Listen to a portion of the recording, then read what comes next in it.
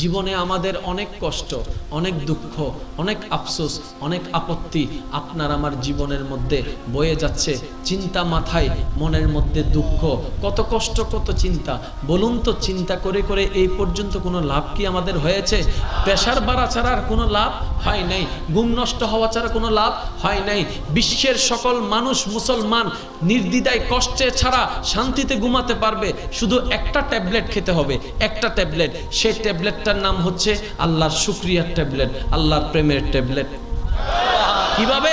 যতই চিন্তা করেন নিজের মনকে বুঝ দিতে হবে, আমি যতই ভাবি না কেন, যা হওয়ার তা হবে, যখন হওয়ার তখন হবে, যেভাবে হওয়ার সেভাবে হবে, এত ভাবনা কিসের? যখন হবে তখন দেখা যাবে। আলহামদুলিল্লাহ আমি অনেক ভালো আছি, আলহামদুলিল্লাহ আমি অনেক ভালো আছি। যতই আলহামদুলিল্লাহ বলতে যাবেন আপনার কষ্টের মাত্রা ততই কমতে থাকবে। সর্বকিছুর চিকিৎসা কোরআন এবং হাদিসের মধ্যে। আরেকটু জোরে বলেন, আছে না নাই? এই যে কতগুলা মানুষ আমরা জীবনে অনেকে কষ্টে সহ্য করতে না পেরে, অপমান সহ্য করতে না পেরে, দুঃখ সহ্য করতে না পেরে, ব্যথা সহ্য করতে না পেরে অনেকে সুইসাইড করছে, অনেকে ওষুধ খেয়ে মারা যাচ্ছে, অনেকে বিষ খেয়ে মারা যাচ্ছে।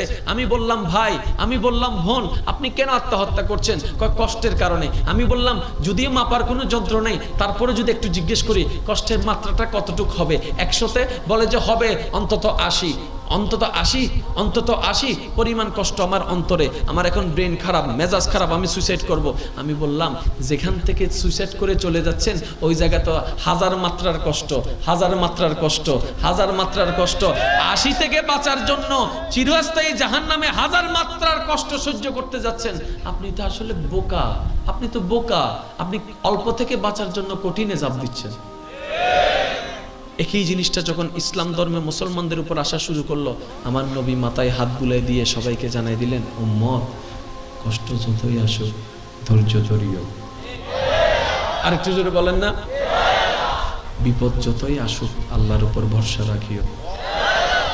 তোমাকে যে যতই অপমান করুক মনে রাখিও ইজ্জত দেনেওয়ালা আল্লাহ। যতই তোমার হক মানুষ নষ্ট করুক না কেন এতটুকু মনে রাখিও উত্তম বিচারক আল্লাহ। কোন রকম যদি সেই আল্লাহকে তোমার সাথী বানাই ফেলতে পারো, সবাই তোমার বিপক্ষে চলে যাক, লা তাহজান লা তাখাফ, ভয়ও পাইও না, চিন্তাও পাইও না। আল্লাহ যার সাথী সবকিছু তার সাথেই হয়ে যায়। মনে রাখবেন, মুমিন বান্দা সাময়িক সময়ে কষ্ট পায়, অনন্তকাল শান্তি পায়, অনন্তকাল শান্তি পায়। আর মুমিন ছাড়া যারা আছে সাময়িক এই জীবনের ক্ষণস্থায়ী জীবনে শান্তি পায়, অনন্তকাল কষ্ট পায়। আর এমন কি কোনো বোকা আছে যে সাময়িক লাভের জন্য চিরস্থায়ী লাভটাকে নষ্ট করে ফেলবে? এমন কি কোনো বোকা আছে? এমন কি কোনো বোকা আছে? হয়তো আমরা ভবিষ্যৎ জানি না, জাস্ট একটু বুঝার জন্য যদি বলি, কেউ যদি বলে যে তোমাকে আমি 10 বছর সুখ দিব, 100 বছর কষ্ট দিব, এই একটা অপশন তোমাকে নিতে হবে। আর একটা হচ্ছে আমি তোমাকে 10 বছর কষ্ট দিব, 100 বছর সুখ দিব। আমি এখন দ্বিতীয় অপশন, আপনি আমি কোনটা নিব? যেটাতে সুখ বেশি সেটাই নিব। ঠিক একই জিনিসটা আল্লাহ বলে যে 10 বছর দুনিয়াতে ধৈর্য ধরে কষ্ট কর, হাজার হাজার বছর জান্নাতের নিয়ামত তোর জন্য রেখে দিয়েছে। কোনো কষ্ট 5 বছর আগে 10 বছর আগে আপনার আমার জীবনে কষ্ট ছিল কি ছিল না?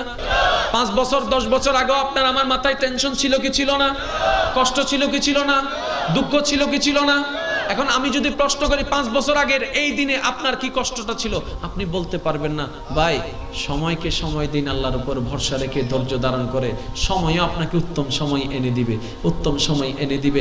কোনো কিছু চিরস্থায়ী নয়, এমনকি আপনার জীবনের কষ্ট দুঃখটাও চিরস্থায়ী নয়, একদিন চলে যাবে। নদীর পানি বয়ে যায়, সাগরের পানি বয়ে যায়। আল্লাহর রহমতের উপর যে ভরসা করে, আল্লাহর উপর ধৈর্য ধারণ করে যে সাহসের সাথে থাকে, তার উপরে আগুনের তুফান আসুক, তারপরও বলে যে আগুন আসছে আসুক, আমি আমার মতো সেফলি ভাবে থাকার চেষ্টা করব, কিন্তু বাঁচার চেষ্টাটা আমার শক্তির উপর করব না, আমার মওলার রহমতের বিশ্বাসে করব।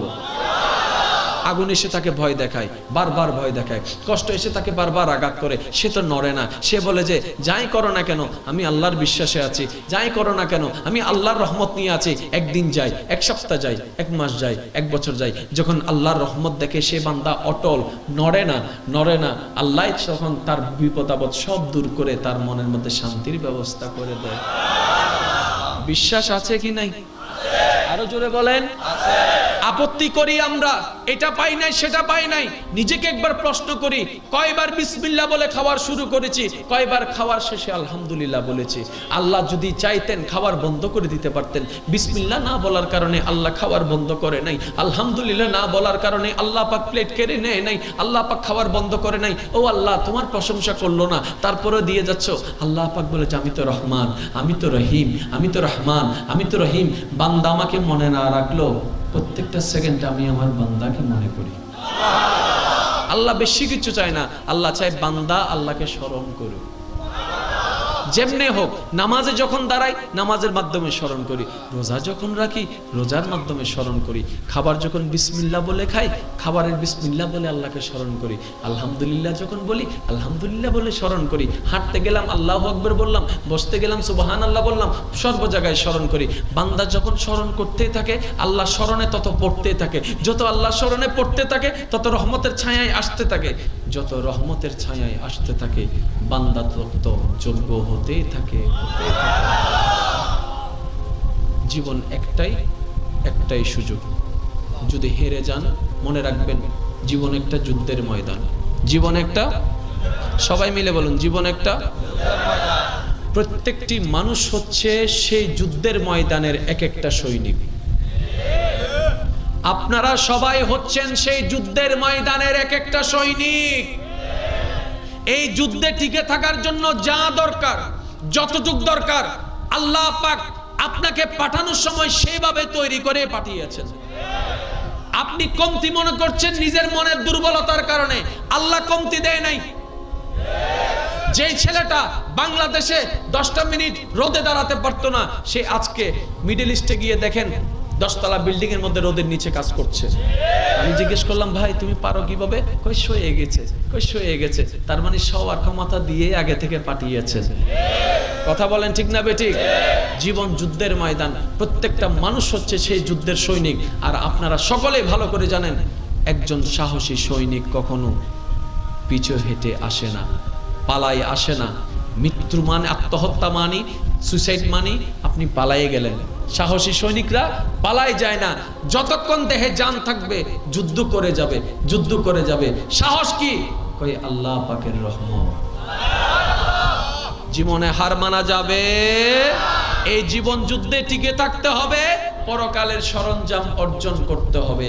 তর্ক নয়, বিতর্ক নয়, ঝগড়া নয়, মোহাব্বত দিয়ে বিশ্বকে জয় করতে হবে। আল্লাহ আমাদের সবাইকে তৌফিক দান করুক।